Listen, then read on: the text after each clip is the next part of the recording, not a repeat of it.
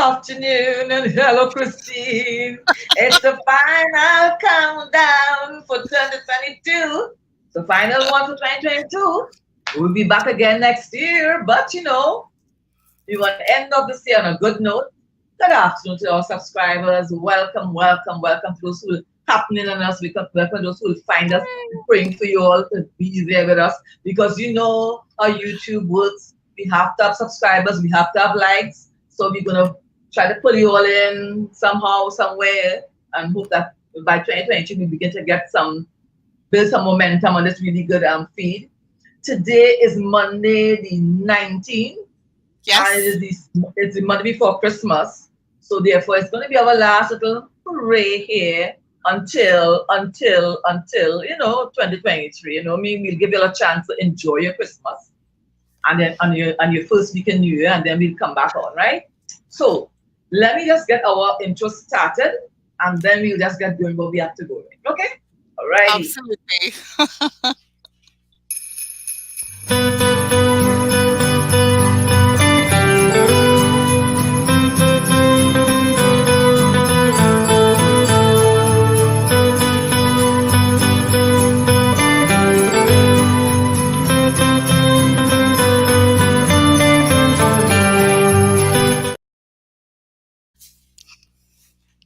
Yay!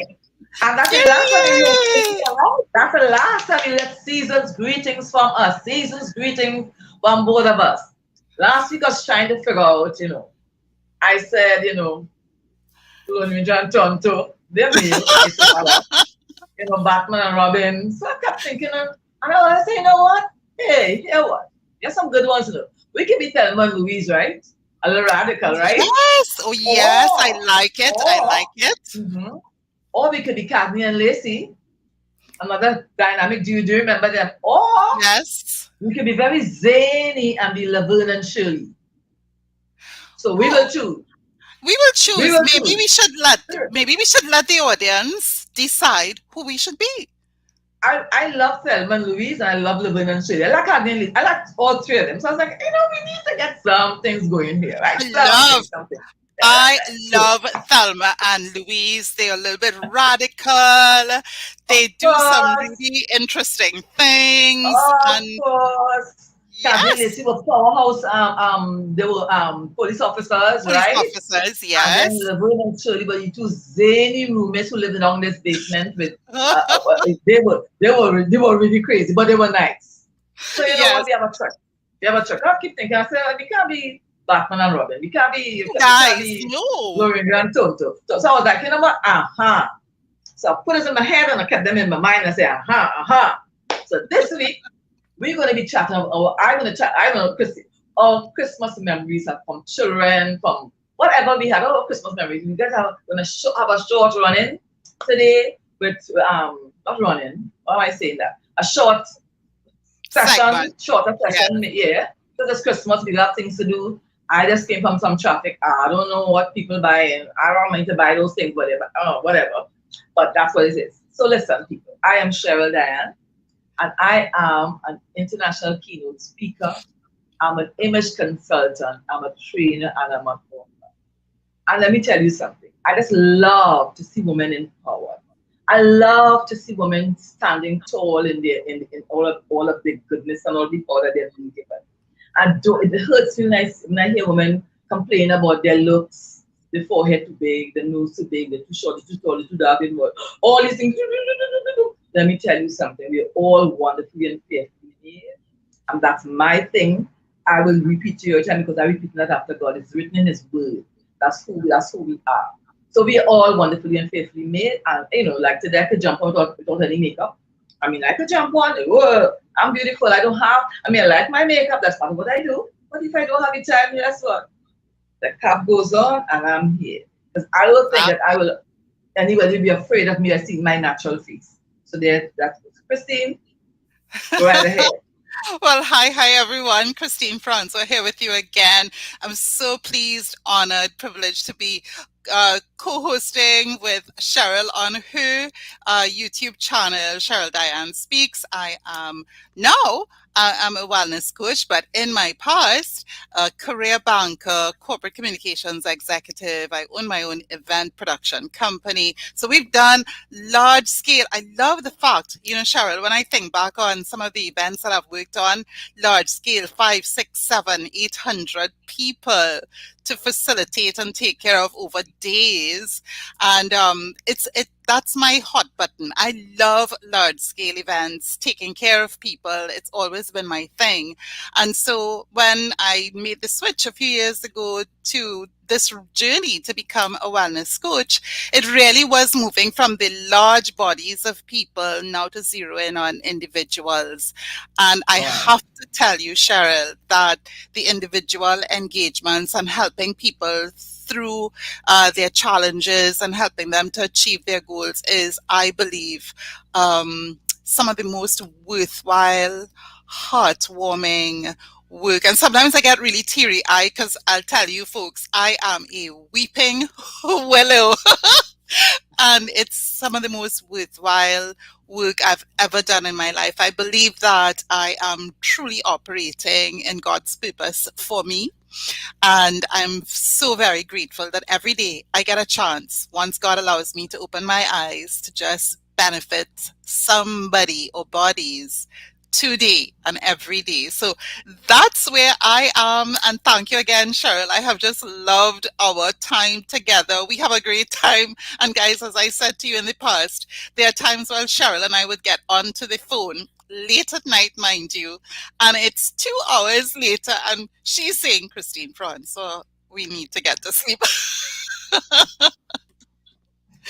So what are we talking about? We have healthy conversations. So then we're going to talk about our whatever memories of our Christmas. I like to talk about my childhood and different things of Christmas. But before I start, I always have a rant, right? I have a rant because I'm still on Meghan and Harry. Okay.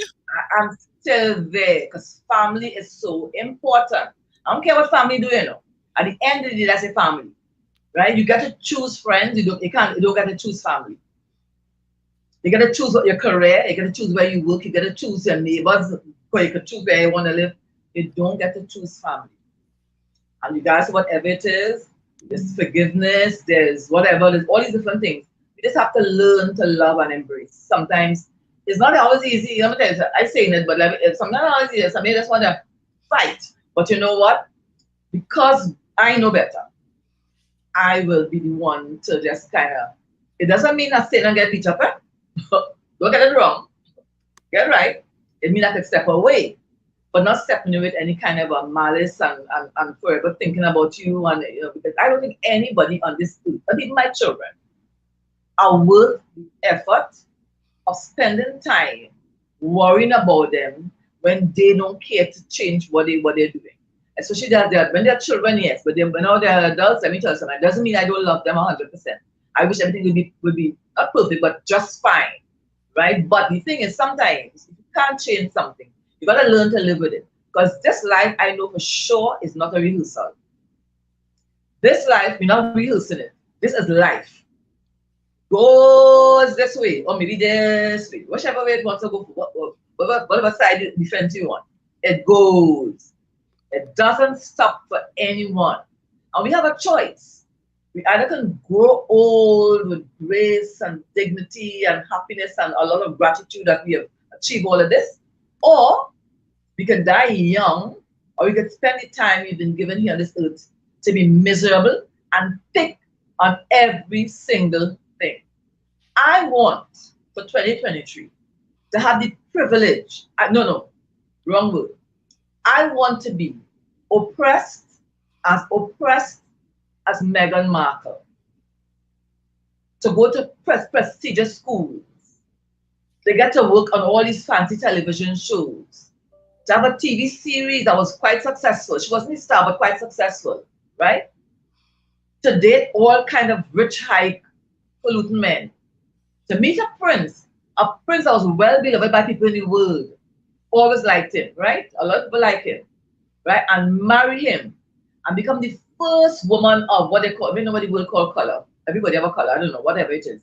To be a part of it, to be embraced by, to have tea with Queen Elizabeth.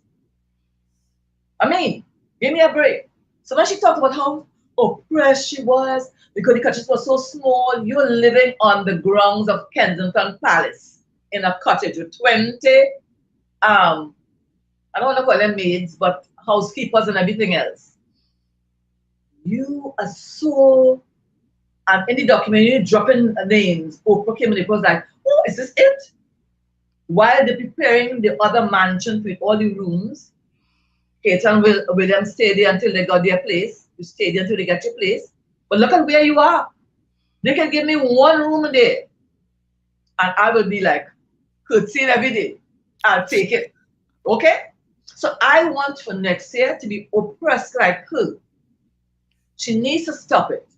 Because she's done irreparable damage to her family. On both sides.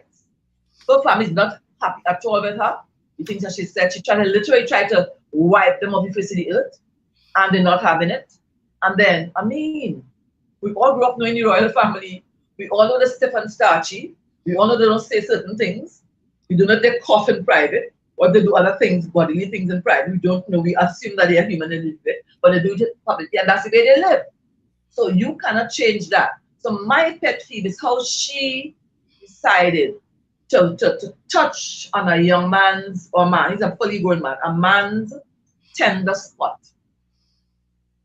Where, he was not in line for the throne, his mom died and left him there. He was seen as the kind of little rabble rouser one in the family, and so was his uncle and his aunt-in-law, all of them, but they stay there, right? They're all around, right? His cousins right there. They know what their role is. They know they're not going to be in line to anything, but they know they'll have all their privileges. They'll get their titles and stuff. I don't understand. So next year, please, Lord, let me be as oppressed as Meghan, to get a fine house to live in, to get the money she makes, to get all the opportunities to work on nice, fine shows and speak on platforms. And I'll be gladly take my oppression. I will take it. So that's my rant for today. Family is precious. Be careful to go out there and say about your family. Just be careful. Fight among yourself. But if you need therapy, go to a therapist. Talk to a therapist. Do not do that in public. Trinidad, we say, do not wash your dirty linen in public, because it comes back sometimes to haunt you. That's that. And according to my good friend in my mind, Candace Owens, that's all I have to say about that. Well, okay, that's interesting, because this weekend on LinkedIn, I saw a segment of an article written by a male quote-unquote reporter that spewed so much hate that, and I don't want to misrepresent it, so I'll find it. And essentially, it's caused a stir on LinkedIn because he's talking about wishing something terrible, or somebody would kill her. Oh, no. Ooh. Yes. And this is a quote-unquote reporter. And the discussion on LinkedIn is that it's interesting.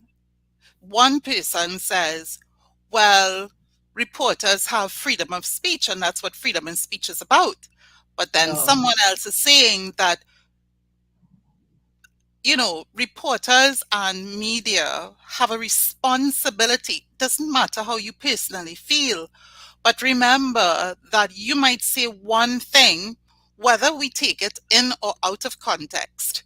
And then someone who doesn't understand the context could very well decide, you know what, this is what I am going to do, to hurt another human being, right or wrong. And to me, I don't have any comments on this in this regard. But what I do know is that the media has a very strong and definitive role to play in the mental health and wellness of publics. So someone could be triggered by everything that's being said and done, could determine that this writer has just given them the license to do X or Y or Z. whether it is as drastic as taking her out or doing something very nasty to her. And, I just think that people need to take a breath. Yes. Take a breath. Folks, mental health. Yes. Take a breath. Take a breath. We all, from very simple things in our day-to-day lives. Like today, some workmen were supposed to come to my home at 8 a.m. No show. So I get a message at 12:30 Atlantic Standard Time that they'll be here in 30 minutes. That's 1 o'clock. My response was, I'm sorry, that's not happening. I have a podcast, I have a YouTube channel to be on, and nobody is going to be ripping up the tiles in my bathroom with all of that noise while we are recording this program. Again, I literally felt myself, the energy changing, and said, Yes. Christine, after I said a few choice words to myself, I just said, take a deep breath. You're in control. You can choose how to respond. Is it possible? Is it not possible? Is there a middle ground? Can we rearrange? And that's why I messaged you to say that they will be here 2:15 Atlantic Standard Time. So, folks, even in the seemingly mundane things in life that could, especially at a time like Christmas, when everyone appears to be very frenetic, running here, running there, getting, stocking up on food and doing last minute shopping and stuff. Let us stop for 2 minutes and take a breath. Slow our breathing, slow our blood pressure, and ask ourselves, is it worth it? Is it really worth it? The thing is that, so many more important things have happened. I'm not minimizing what you're saying. Family is very, very important. I agree with you 100%. Many of us don't have the perfect relationship within our families. And guess what? I don't think you and I are oddities. I think that's probably most people. But the thing is, how do we, if we are going to emulate Christ, how do we find that way to say, you know what, God, give me the grace to take control of the things that I can't take control of, and the things that I can't, I leave them to you, right? I leave them to you. And, Christmas time, I was thinking about it, Cheryl. Christmas time in Trinidad and Tobago, for the uninitiated, is quite an interesting time of the year. Tell us about your jaunt outside today, Cheryl.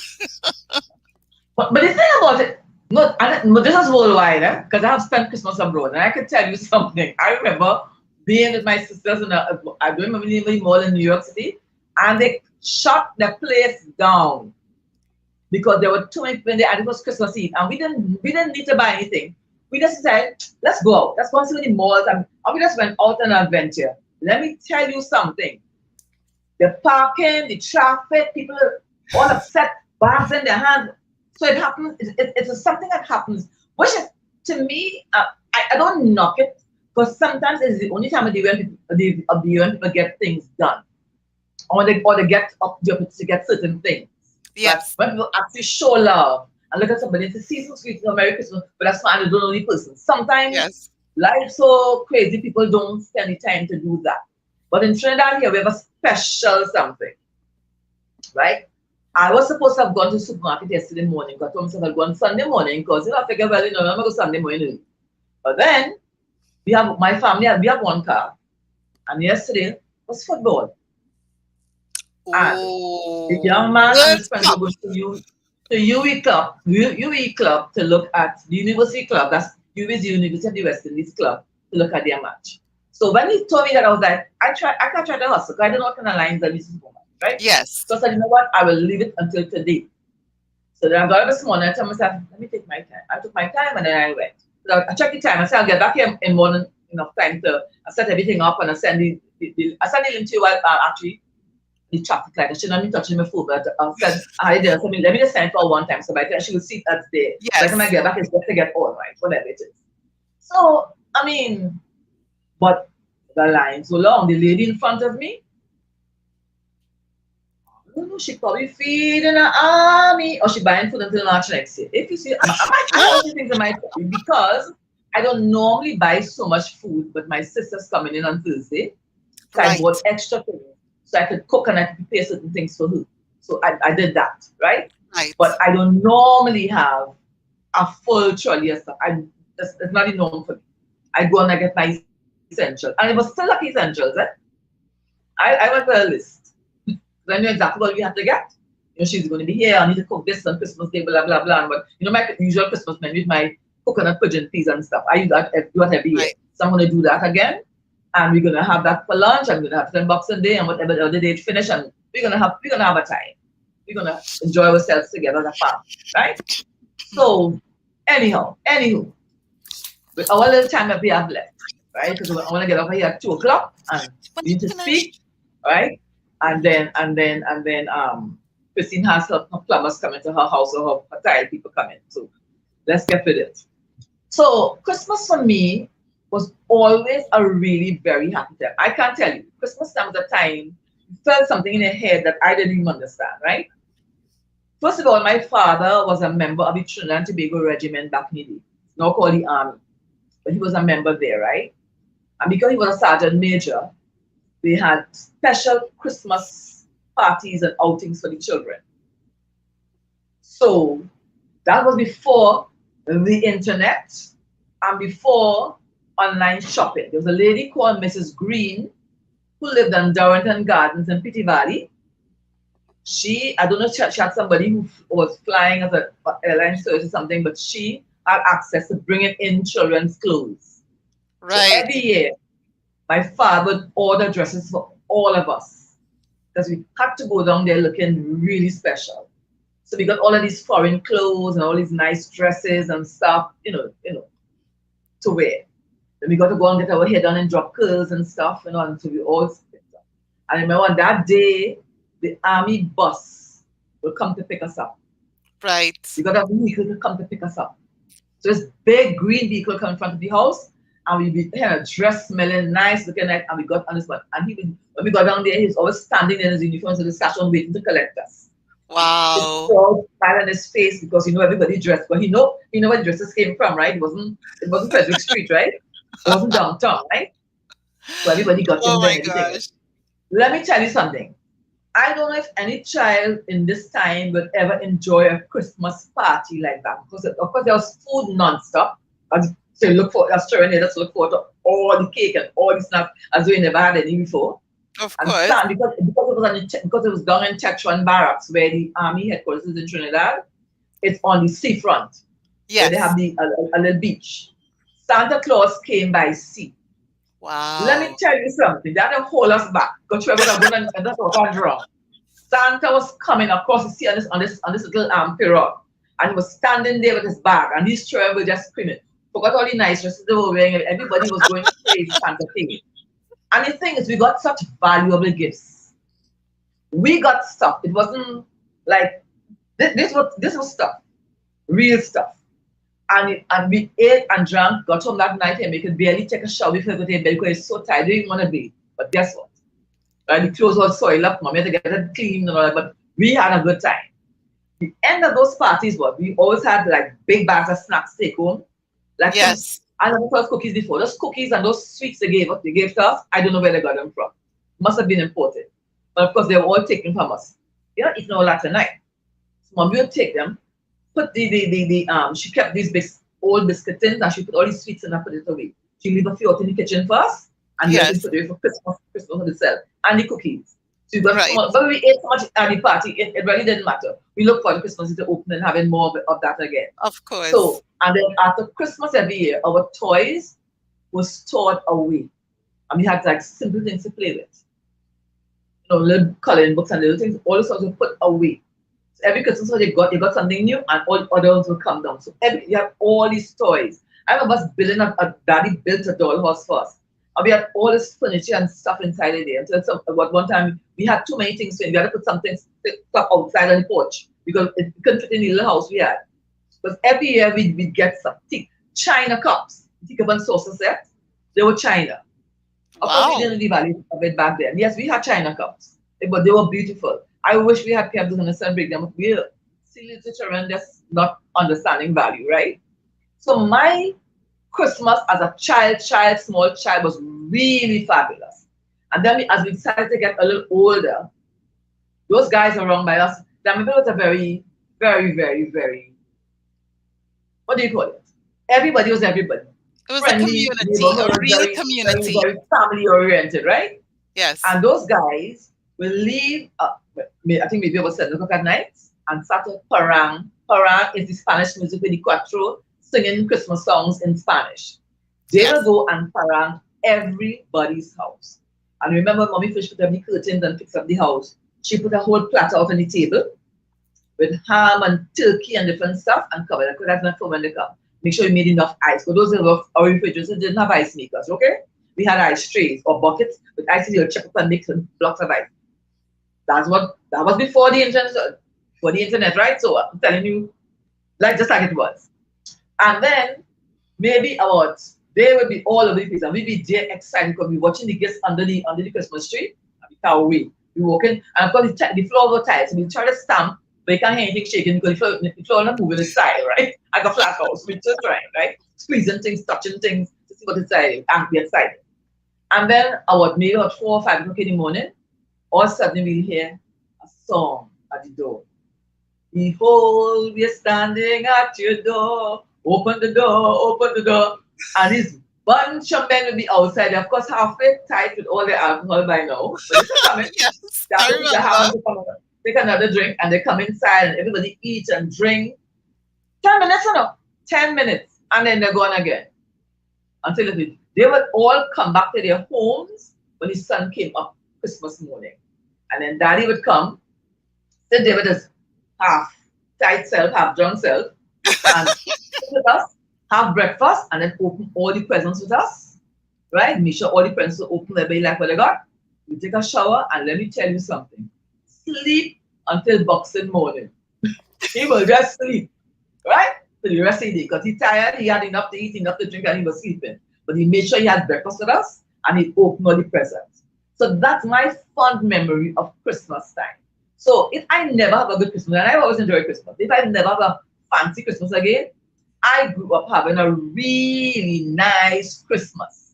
You know what I mean? Mommy making the black cake, and then she did the big bowl for us to.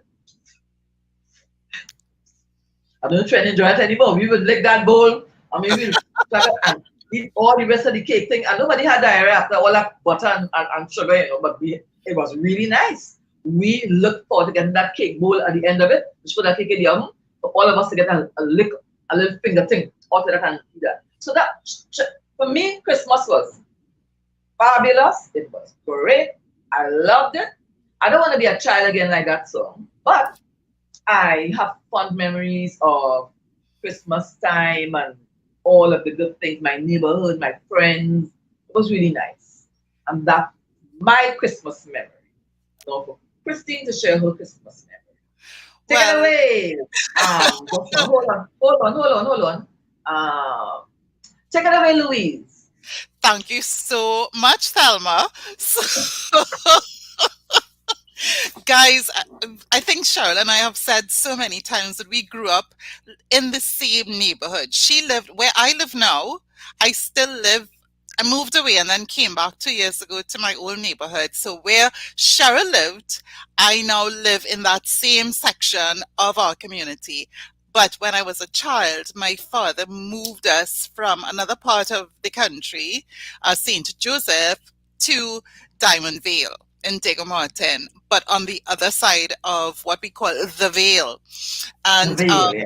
the Vale. And, you know, we grew up at the same time, and our parents of the same sort of age group. So the paranging from house to house. Dad, my mom was a homemaker. Dad was the breadwinner.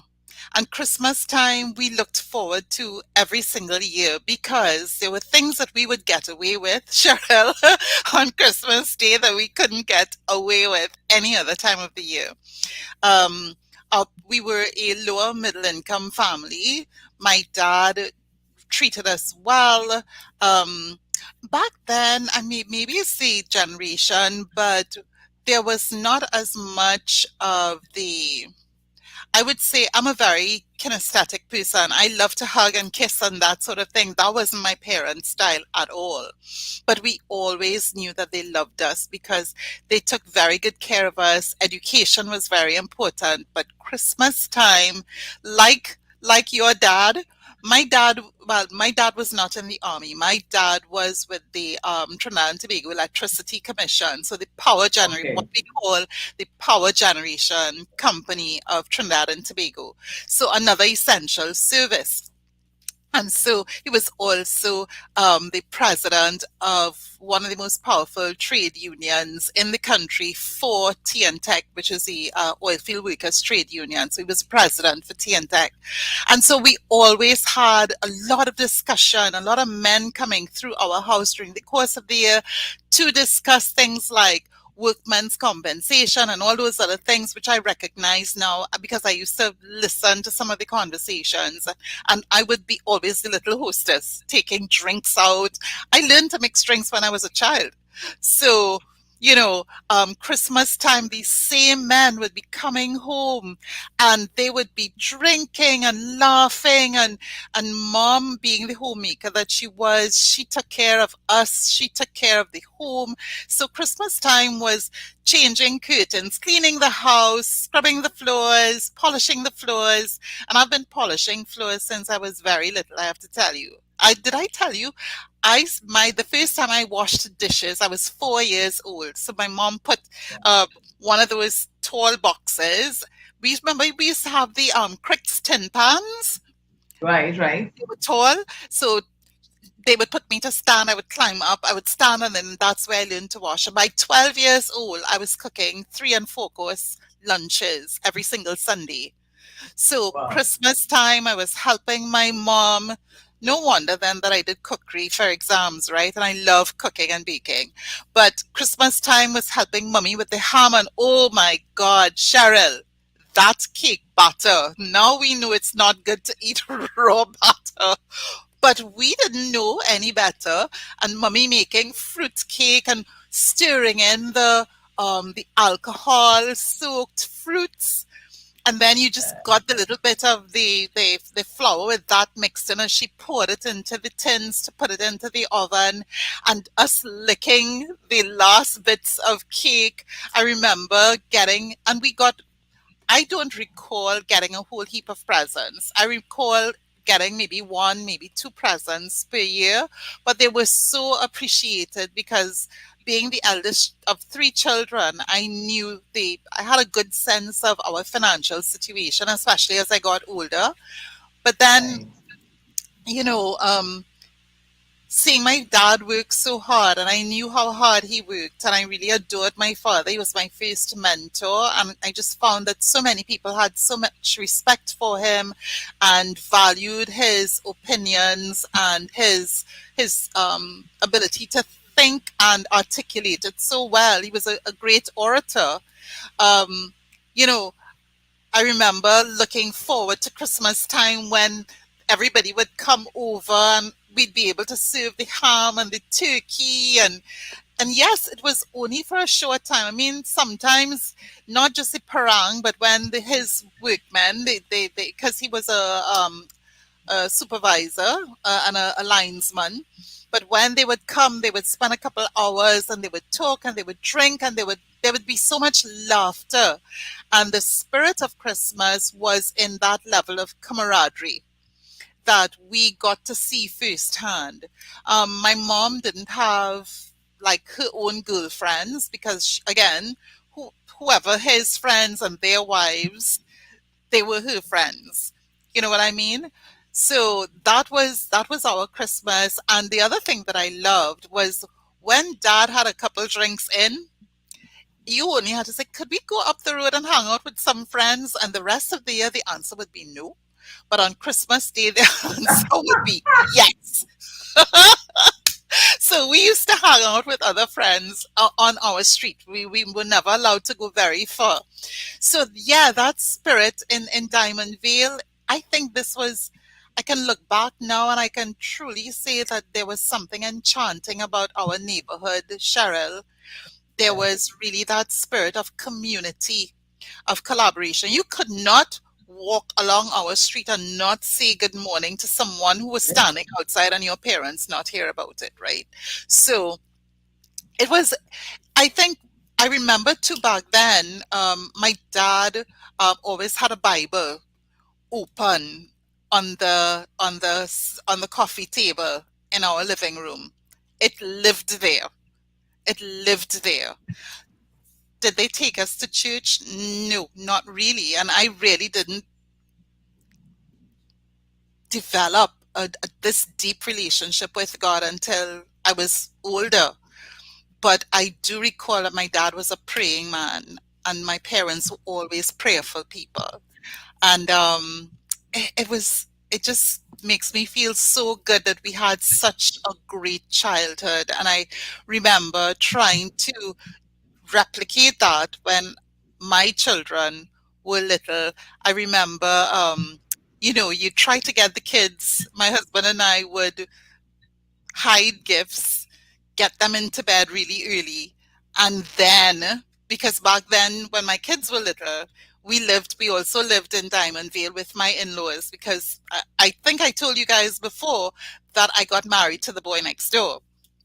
So we would hide the gifts, and the kids would be like, "Oh, please, can we just have one gift, just one gift before Christmas?" So, but nope.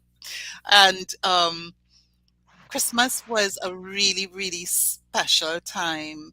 And we did our best to replicate that spirit of warmth and love. And then and my in-laws would go to church all the time. So that's when I started going to church more frequently and just enjoying that, also that spirit of togetherness and community at church. So that was Christmas growing up, the ham, oh, and pastels. Ooh, still my food, my Christmas food that I go, we've got to ration this thing because you could put on a lot of weight just by eating pastels, folks. And it's corn, or what we call promasa, made of maize corn, and it's mixed with vegetables, oil, or lard, what they call lard, or other things, and then it's made into like a tortilla, and you fill it with cooked meat and raisins and capers, and then you fold it over in banana leaves, and then you steam that, or you steam it for about 40 minutes, and it is the most amazing meal. You could simply have that, a slice of ham, a slice of turkey, some walnut salad. Christmas Day lunch or breakfast. And guys, that was Christmas, but it was, Cheryl and I share a lot, as you guys realize, a lot. We have a lot in common. We share the same kind of upbringing. And I have to tell you, I am so grateful that my dad brought us to Diamond Vale when I was 6 years old, because we really had a very special upbringing in a very Yes. safe community as Yes. well. Yes. That's a fact. If you were raised in Danville, you know that you had, yes, it really was, what I mean. I know everywhere's changed so much, but still is Yeah. a place that I could live. There's something about there that I don't know. It's just like it's really, really thing. Yeah. Oh, you still talk. Go ahead.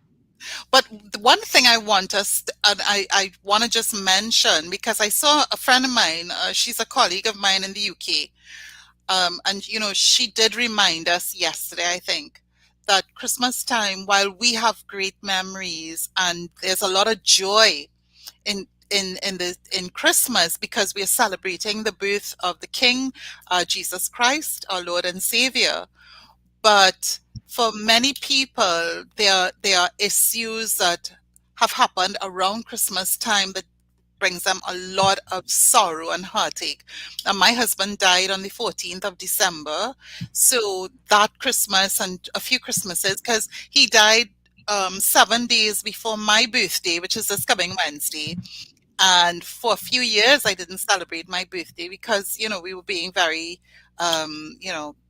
for me at least, I don't know if I was grieving. I wouldn't put it like grieving, but I wanted to honor him, and so for a lot of people, Christmas time is one of heartache, sadness. They've lost loved ones, and then there is the so heavily commercialized aspect of Christmas, frenetic shop. I'm not talking about necessities and taking care of your family, but I'm talking about the over commercialization of Christmas. And then there's the escalating crime levels. So mental health and well-being for a number of people in communities, not just in Trinidad and Tobago, but all around the world, there are people who struggle with their mental health during this time of year. And, we just have to remember that where you can, reach out to friends and family and give them a kind word, an expression of your love. These are the things that are important as well. Just to show people that you care during the Christmas time, even while you do it all year round, but just give them a little extra over the Christmas season. Yeah. Okay. All right, yes. But I'll still talk a little bit about my Christmas, and then we'll talk about it, because that is something, because it is something that I say all the time. We need to always check in with each other, find out how people are feeling. And I try not to change the subject of what we're talking about. I know what you're going to talk about. Yes, right. When that young man, who we're talking about, right? And for the entire week, I keep looking at people on television and so on, my YouTubers, and who also and I'm saying, I wonder if they're really happy. Yeah. Because on the 11th of December, there was the celebration of 9 years of marriage, and the dance and the happiness, and then this. So we really, like I told a group of my people on Tuesday, I say sometimes, we know we need to pay attention to people. We need to pay attention. Because sometimes they are red flags. But then there's some people who reject you, trying to intercede for them, trying to reach them. Yes. Because they're that stage where they don't really want anybody singing. And then there are some people who really can fool you. Yeah. You will not know. There are those who have a history like Robin Williams. I didn't know about his history until he died, until he passed. I really didn't know his history. So it was a surprise, because he had dinner the night before with friends and stuff, and then did his thing the next morning. But the thing is, he had a history of illness. So it was kind of like, I guess, for his family and close friends, they were shocked, but still, because he did it and he was so good all the time. But then he had a history. But when it's going about somebody's history, it's kind of strange. It really is an answer that I would really love to get. I know everybody says mental health. It could be that plus other things. I think something could trigger, push over the edge. But I was trying to start from that thing. And there are people who really get sad around Christmas time. And I think most of the sadness comes from the commercial industry. Because I don't know why people feel that they must have every single thing that they need and buy all kind of new things for Christmas. I don't know why. My reason for this season is not that. I do clean up and change my curtains if I have new ones or old ones that I can, like how I recycle some of them. I pull out some from a bag that was 10 years old and I put them up to say, well, this is still good, right? Rearrange your furniture, make it look nice. You put a nice candle in there so it smells. I just like it. So you have that. But I didn't go out and spend money. I bought food today, like I said, I bought extra today because my sister's coming.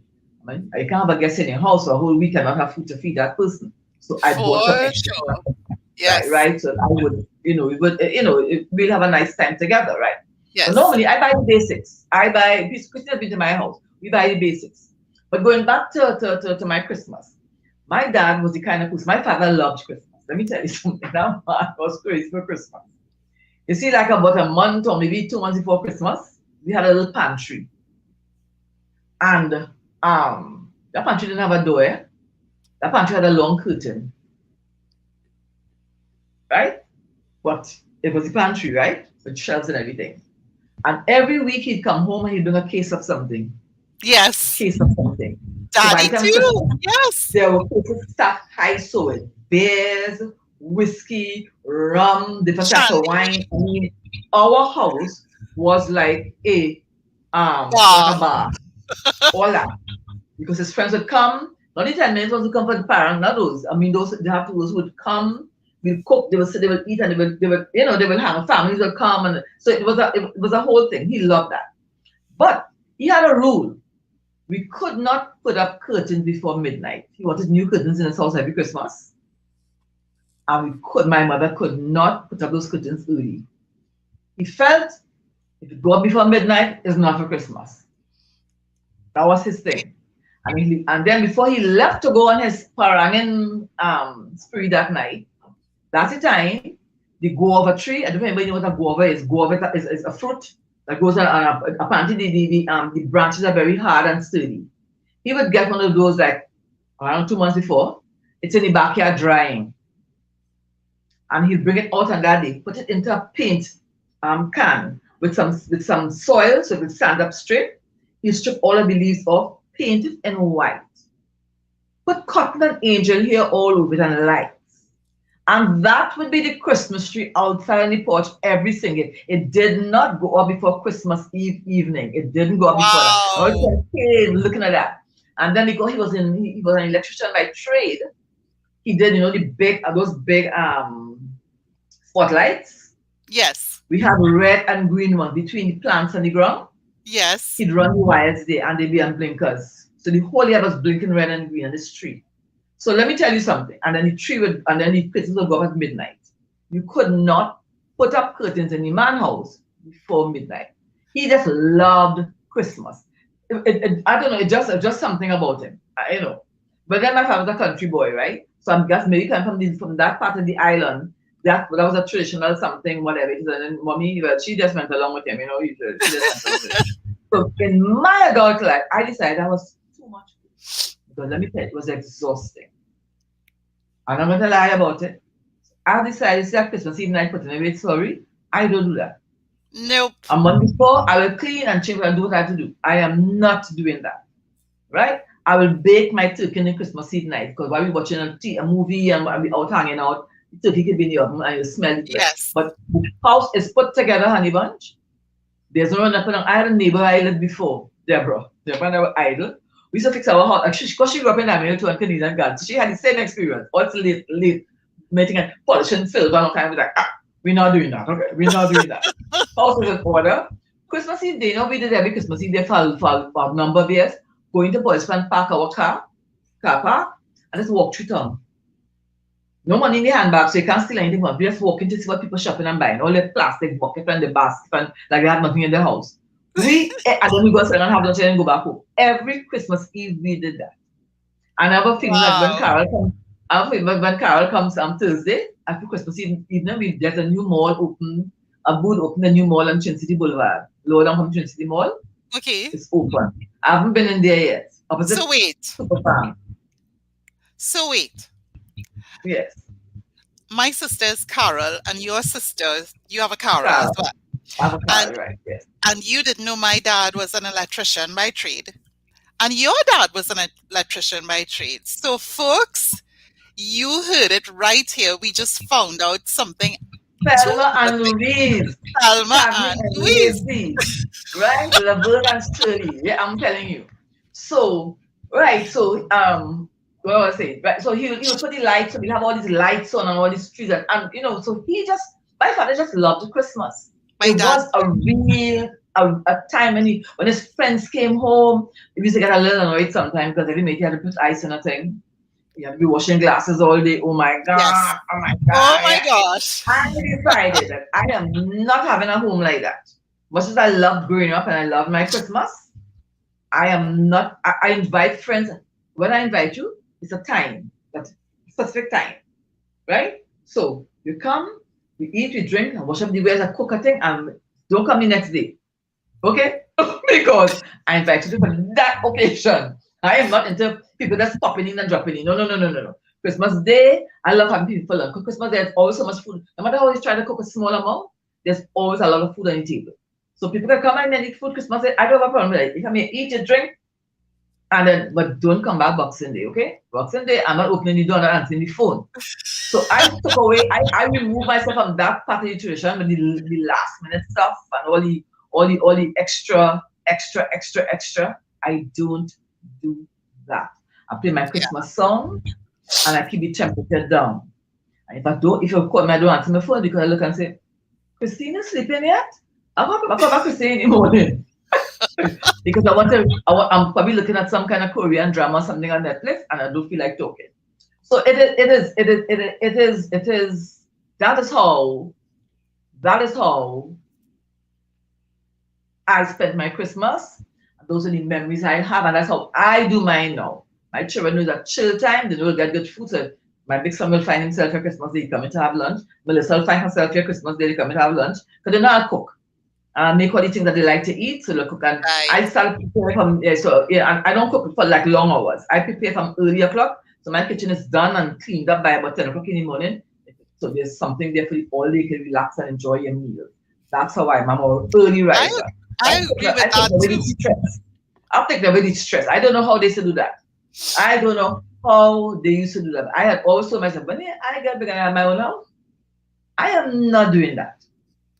I'm no group of men coming to my house all kind of hours in the night after I lock up my house and clean my kitchen. No. When I invited, we'll have a party and that's it. Yesterday we had a nice first we had a meeting and we were all supposed to get together and have this Christmas comes to Carmen Court where I live, right? Right. But then this one they were going to do this thing. It was fabulous, Christine. They just took it. When I came back, they were now taking down the tents. They put up tents with a DJ, with a parang side. We had food, we had turkey, we had ham, we had stuffing, we had fish, we had different types of rice, we had vegetables, we had salads. So you could have come and eat it, you didn't have to eat the rice, because they had a lot of different types of salads and stuff, and they had different meats and stuff. They had pigeon peas, they had pastel, then we had 2 different types of ice cream, we had drinks, non-alcoholic and alcoholic. Let me tell you something. It finished at 10 o'clock last night. Wow. Let me tell you something. There's a turkey leg in my fridge, must be big like this. Wow. That's not for me. That's for you. I don't want that. But he didn't come out. He came home late from his thing and been in the shop and went in his bed. But who wants turkey? I said, what do you mean what that turkey? I said, you see that when I buy media? And my neighbor, she said, my son too. So we got the both drumstick on either end. So son got one and my son got one big drumstick. So, it was all fun. It was nice. Yes. Some neighbors didn't come out, but what those of us who went outside was nice. My grandson got a nice bag full of snacks and some kind of puzzle thing in a box, a gift wrapped and everything else. That's nice. It's in the spirit of Christmas. It was nice. It was really good, and I think they said they will have it again next year. If I'm still living here next year, well, I'll join in the fun again. It was nice. It was really nice. Christmas is a time to be merry and happy, and I love it, love it, love it. So as we wind up, it's 53 minutes past. You have 7 minutes. There's 15 people coming to dig up her bathroom. Oh, that's you than me. But anyhow, I can't. I'm tired. This is never a good thing. But let us please remember, as Christine said before, and I will reiterate, remember those people who don't have what we have. And let us be grateful for everything that we have. Because let me tell you something. I have learned, in fact, I'm supposed to be publishing, I'm checking to see if I'm ready, if Amazon's ready with my a gratitude journal. So I'm giving you a 100-page journal. So you can every single day write down what you're grateful for. Because you know what is amazing? Is that even when I hold my cup of tea, I feel such, because I know there are many people who don't have that cup of tea. And don't be chair to sit in the comfortable space I have. Cool atmosphere to sit. While I ponder and talk to God and sip this cup of tea. I feel so privileged to be doing that. Yes. And then later I started, whenever I open my eyes, I said, God, my eyes are open, I can see. My hands are moving, my legs are moving. Wow, thank you. I am so grateful for that. Because there are many people my age and younger Yes. who can't move their legs, can't move their eyes, they can't see properly. And folks, Christine and I both got new glasses for Christmas. I don't know if you all noticed. We both wearing our new specs for Christmas. Christmas, Christmas. Yes, yes, yes. So let me tell you, let us remember those who don't have, and let's remind some of them who have something but still murmuring, like Meghan Markle. You have, if you have a loaf of bread and some sausage to eat Christmas morning that is warm and hot and a cup of tea, let me tell you something. You have more than somebody else. I always say, when you complain about not having a pair of shoes, think about the man who doesn't have any feet. You don't know how blessed you are to even be able to wake up in the morning and have a cup of tea and a slice of bread to eat. So even though you mightn't have ham and lamb and jam, as people think they need to have a Christmas time, you still need to be grateful. Because when you're grateful for small things, bigger things come. It takes away that fear and that feeling of not having enough. When you're grateful for what you have, you'll always have enough. So I know I have enough. You know why? Because I'm grateful for every single cup, plate, grain of peas, whatever in my kitchen. I am very grateful. So I declare that I have enough. And I just want to reiterate the same um, every day. And again, it's like you're talking and we do the same thing. I get up in the morning and I thank God for having breath, having opened my eyes, and the opportunity for one more day to make a difference, not just in my life because I have goals, but in the lives of my family, in the lives of my friends, because here we are together doing something that Cheryl and I believe to be very important. And for people that God will lead to each of us, for us to minister to those people. And do you know that in ministering to others, we learn valuable lessons that we can take to heart and progress. So we have enough, we have everything that we need. And because everything that is for you, nobody else will get what's for you. Yours is labeled. Your name is on the box. It's on the room. It's all yours. We just all are working towards cultivating an attitude of gratitude. And so the more grateful that we are and the more that we look out for each other, if God can trust us with a little, He will trust us with so much more. That's it for me today, Cheryl. God bless you and Yes, thank you yes, for this yes, yes. Gratitude takes away the fear of not Yeah, having. It does. So, it does. folks, I wish you all a very, very, very Merry Christmas. Remember, I'll be celebrate and who in Trinidad will listen and whoever will parang or sing songs, whatever it is. Just remember the reason why we are so joyous at this time. Because Christ came, God gave his only begotten Son to die for us. When we don't even deserve a single thing, we didn't deserve it, and he didn't wait for us to be perfect to do it. He did it while we was all stinkers in this world. So I want you all to understand that. So you need to forgive others too. Stop holding people in your mind. Because God can forgive you. None of us are perfect. None of us are great. So if he can forgive you, please learn to forgive. Forgive is another thing that also is also a healing thing for yourself. If you heal yourself, not about the person. You don't have to embrace the person anymore. You don't have to go near that person. But it's going to be a healing for your own self. I wish everybody all that they want for 2023. I do not make what New Year resolutions. No, I have Neither do I. watchwords, and the watchwords have been the same for the last year. And unless God gave me another word, I will be intentional and stay focused. Those are my two words. Because whatever I want to do, I'll be intentional about doing it, and I will stay focused on that. And unless God give me another word to use, those are my words again for 2023. If you hear me change it, you can get a vision, right? Amen. But for now, intention and focus. Those are my words. Christine?